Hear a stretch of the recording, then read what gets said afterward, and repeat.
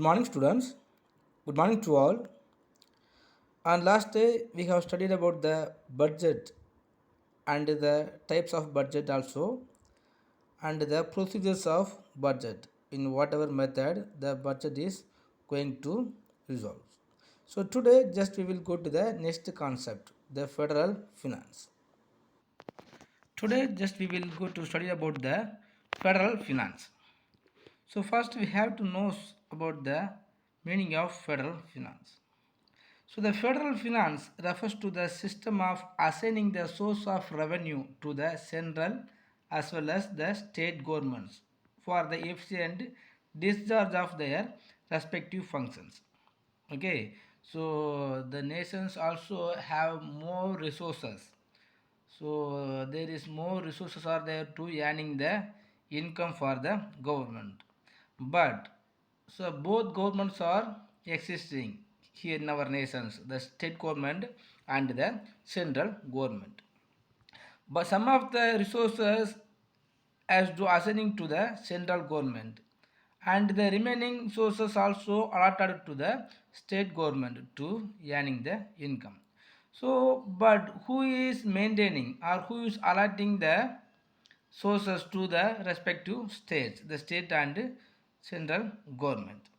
Okay, if any of the government want to doing their functions, so one of the organization is important, that organization is considered as a federal finance. So it is clear cut division is made regarding to the allocation of resources of revenue between the central and state authorities. Okay, so under the divisions of powers in our constitutions, according to our constitutions, there is a clear divisions of power so that none violates its limits and tries to encourage upon the functions of the other and functions. So on the basis of our constitutions, the allotment is already clearly explained. So on the basis of the constitutions, there are three lists enumerated in the 7th schedule of constitutions.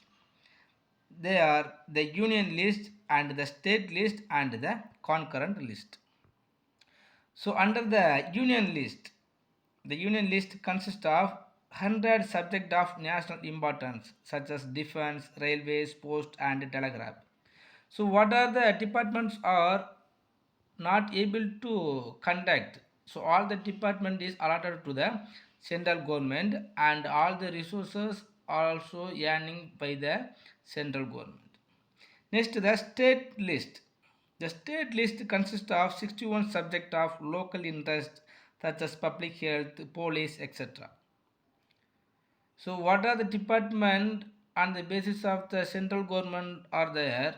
So like that some of the same departments conducted by the state government is enumerated by the state government. Next, the concurrent list. The concurrent list has 52 subjects important to both the union and the state, such as the electricity, trade union, economic and social planning. So on the basis of this list only, the both government will be allot or they will take in their resources. Next, principles of federal finance. This federal finance also has the important principles. On the basis of the principles of federal finance only, so our both nations are going to conduct. First one of the principle is principle of independence. Principles of independence. So under the system of federal finance, a government should be autonomous and free about the internal financial matters concerned. So on the basis of the principles, the both government also have to be as a autonomous powers. So both government also has no need to depending on each others. So what are the resources are there to earning the income to the state or the central government, they can easily earn. So it means each government should have the separate sources of revenue authority to levy taxes, to borrow money and meet the expenditures.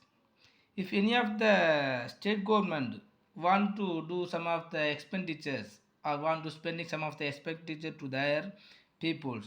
It will never depending upon the central government, and the state government also has no need to asking any of the permissions from the state governments. So the government should normally enjoy the autonomy in fiscal matters. So both government also has to take the more responsibility to providing the facilities, the public facilities to their public. Next, principles of equity. Principles of equity. So under these principles, the equity, the resources should be distributed among the different states so that each state receives a fair share of revenue. So on the basis of the natural resources under the circumstances of the every state. For example, in Tamil Nadu, some of the land or some of the areas also has many circumstances and possibilities to produce any of the cotton and rice. And like that, some of the north states also has the possibilities to produce any other money crops. So on the basis of their resources, on the basis of their environment, on the basis of their human resources, the federal finance give to the equity. So on the basis of equal shares, if the federal finance give the equal rights only, all the states can have the power to get the equal share of revenue. Next, principle of uniformity. Principles of uniformity.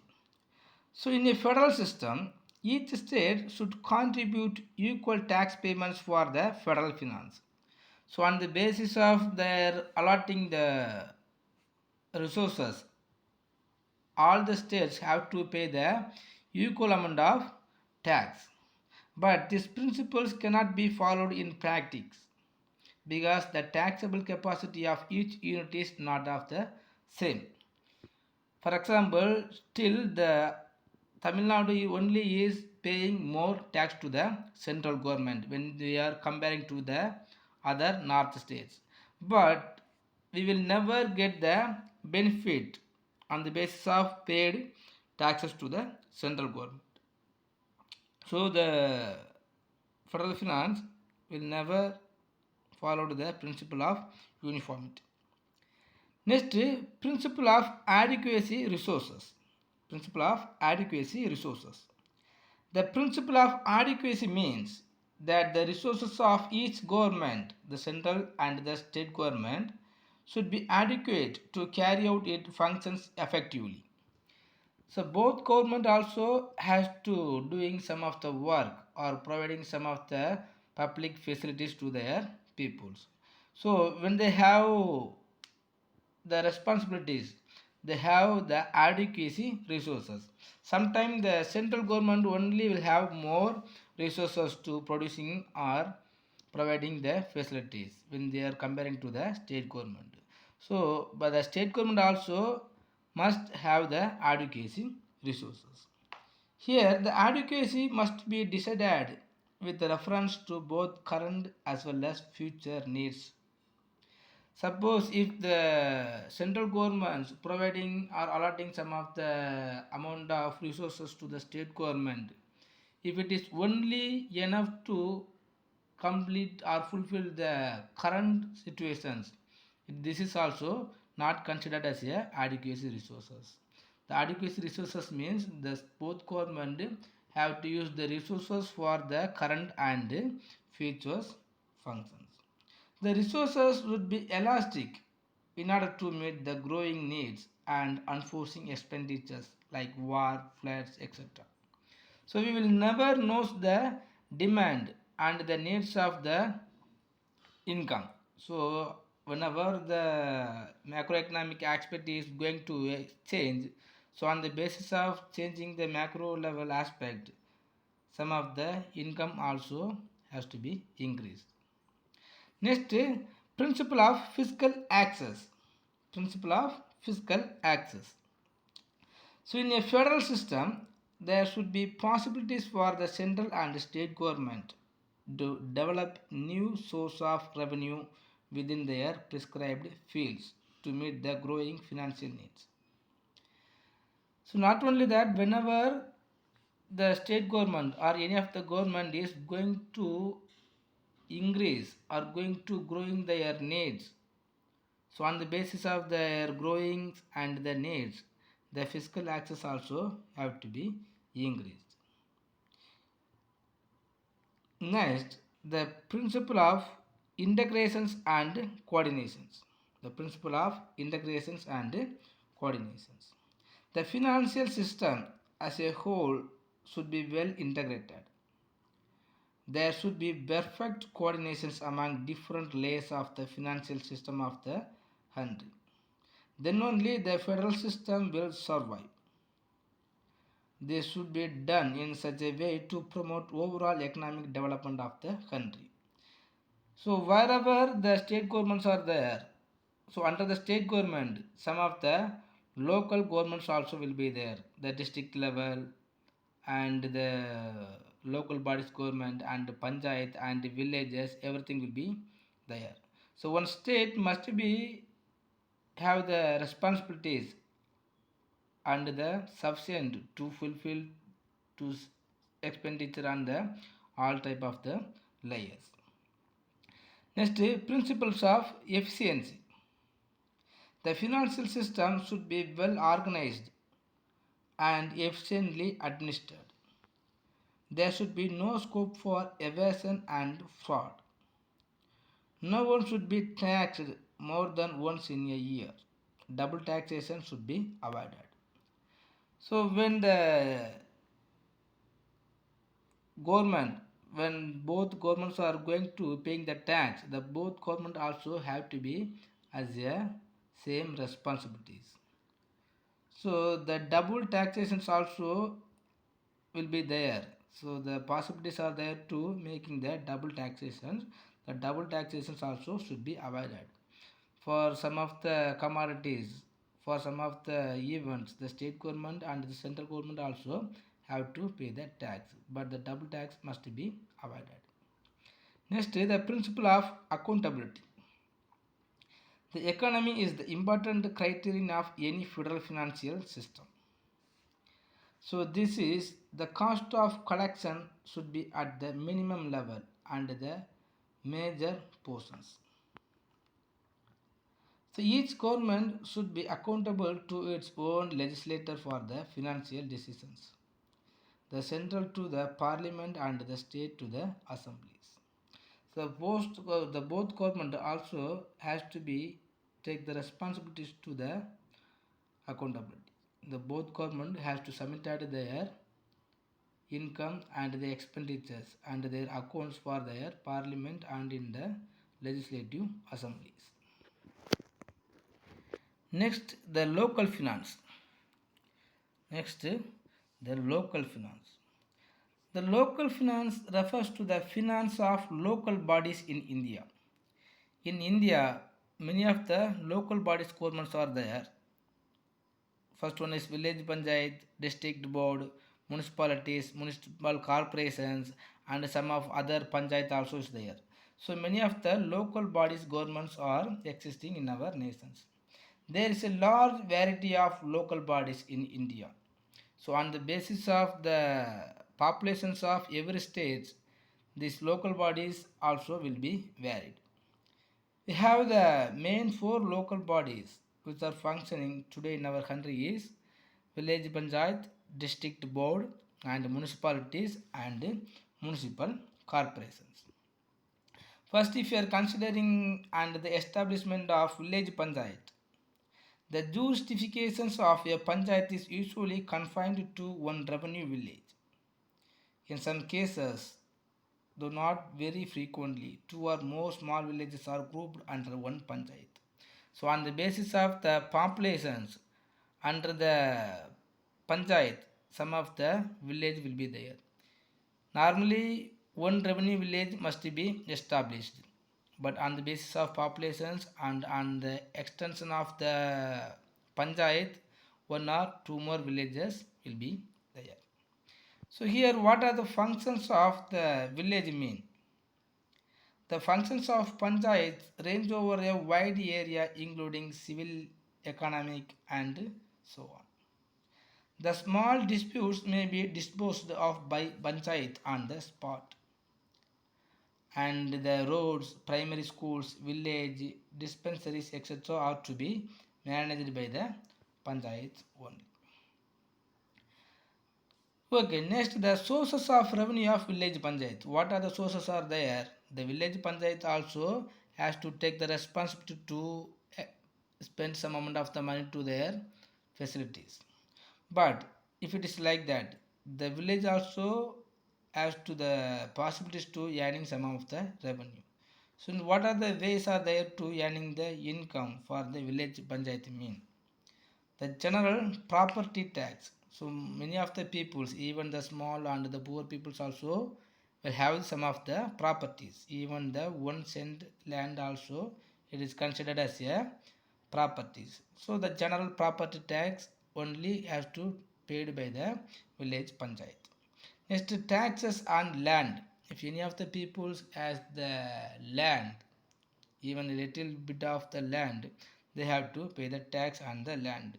So the taxes on the land will go to the village panchayat only. Next, the provision tax and the tax on animals and vehicles. Suppose if any of the persons are having the vehicles, and some of the peoples also will be doing the professionalist peoples, these peoples also have to pay to the village panchayat only. Next, district board. In rural areas, district boards or it will be called as a Silla Parishad are established as the district level. So in Tamil Nadu, the Silla Parishad is a coordinating body which exercises a general supervision over the working of Panchayat Samitis and advise them to implementation of development schemes. So now the district boards are not very clearly.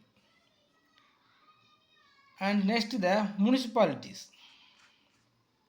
The establishment of municipalities and the functions of municipalities is the municipalities are bodies or institutions which are established in urban areas for looking after local affairs such as sanitation, public health, local roads, lighting, water supply, cleaning of streets, maintenance of parks and gardens and something etc. So normally some of the mayors only is considered as a leader for the municipalities. Next, municipal corporations. So the municipal corporations have wide powers and enjoy the greater freedom as compared to municipalities. So sources for the municipalities corporation is taxes on properties, taxes on vehicle and animals, taxes on trade, and taxes on advertisement. So what are the sources are there to earning the income for the village panchayat and the municipalities? The same sources also will have earned by the municipality corporations. Next, fiscal policies. So we have already studied the monetary policies. So like the monetary policies, another one of the policies are there that is called fiscal policies. The fiscal policy is an instrument of macroeconomic policies. The fiscal policies has been very popular among modern governments. The growing importance of fiscal policy was due to the Great Depressions and the development of new economies. So in common parlance, the fiscal policy means the budgetary manipulations affecting the macroeconomic variables like output, employment, savings and investment, etc. So the budgetary manipulations. So fiscal policies means simply just you consider it is the budgetary manipulations. So the macroeconomic variables, some of the macroeconomic variables are there: output, employment, savings, investment. So on these macroeconomic variables, what are the effective have to be created, that is called fiscal policies. Next, the fiscal instrument. The fiscal policy is implemented through the Fiscal Instrument Act. So this is also called the fiscal tools or the fiscal levers. By using these fiscal instruments only, we can bring the good or efficient fiscal policies. The government expenditure, the taxation and the borrowing are considered as the fiscal tools or the fiscal instruments. First one of the instrument is taxation. Already we have studied very clearly about the taxation. The taxes transfer income from the people to the government. And not only that, the tax is the compulsory payment to the government by the public. The taxes are either the direct or the indirect taxes, as we have studied already. An increase in tax reduces the disposable income. So the taxation should be raised to control the inflation. During depressions, the taxes are to be reduced. So as we have studied, the tax also has to be reduced when the time of depressions, and it will be increased on the time of inflation. Next, the public expenditures. The public expenditures raises wages and salaries of the employees, and thereby the aggregate demand for the goods and services. Next, public debt. When government borrows by floating a loan, there is a transfer of fund from the public to the government. As we have studied, so the public debt only will be created on the basis of selling the transfer of funds or the payments. Next, the objectives of fiscal policies. So what are the objectives are there in this fiscal policies mean?